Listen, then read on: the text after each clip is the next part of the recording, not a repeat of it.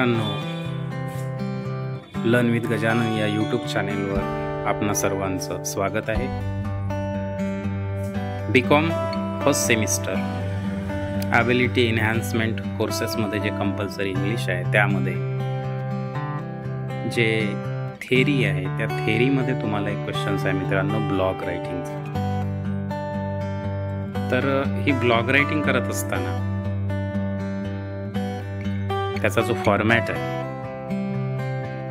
तो आपण इथे बघणार आहोत. गुगलवर काही पण जे आपण सर्च करत असतो, सर्च केल्यानंतर जी काही माहिती आपल्याला मिळत असते त्यालाच आपण ब्लॉग असं म्हणू शकतो. तर हा ब्लॉग सिस्टमॅटिकली राईट करत असताना तुम्हाला फॉर्मॅट वापरता येईल. फॉर्मॅटमध्ये जर तुम्ही लिहाल तर तुम्हाला चांगले मार्क्स यामध्ये मिळतील.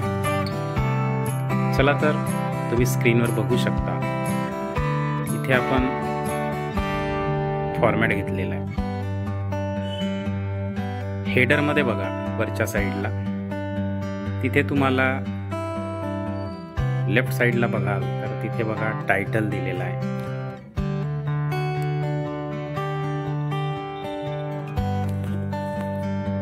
हे तुमचं टायटल असंच लिहायचं आहे, सेम टायटल. त्याच्यानंतर याचं मार्क आहे क्लोजचं.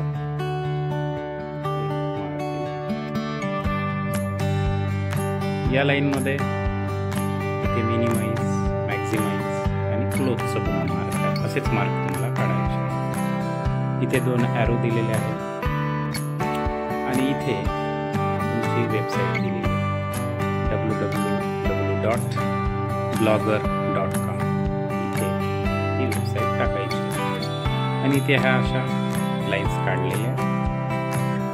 म्हणजेच एखादी साईट ओपन केल्यानंतर कम्प्युटरवर, लॅपटॉपवर जे काही आपल्याला दिसत असते त्याचा हा फॉर्मॅट. त्याच्यानंतर तुम्हाला हे एवढा हा जो पार्ट आहे हा आहे हेडर आणि हा जो लास्टमध्ये येणार आहे हा आहे फुटर.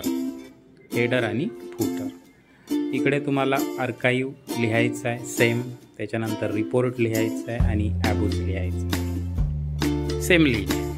त्याच्यानंतर इथे टायटल ऑफ ब्लॉग, यामध्ये ज्या टायटलविषयी तुम्हाला ब्लॉग लिहायचं आहे ते टायटल इथे.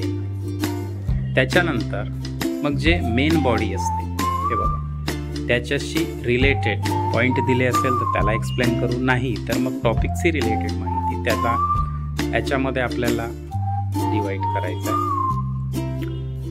फर्स्ट आहे इंट्रोडक्शन.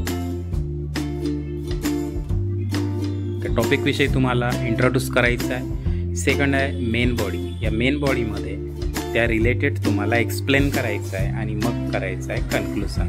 अशा याच्यामध्ये हा मॅटर तुमचा असणार आहे. आणि फुटरमध्ये all rights are reserved to blogger only. हे बघा इथे दिलेलं आहे, ते तुम्हाला सेम त्याच्यामध्ये लिहायचं. ओके, तर हा आहे फॉर्मॅट. त्याच्यानंतर आपण एखादं एक्झाम्पल घेऊ, त्याला ब्लॉग रायटिंगमध्ये कसं लिहायचं ते आपण बघणार.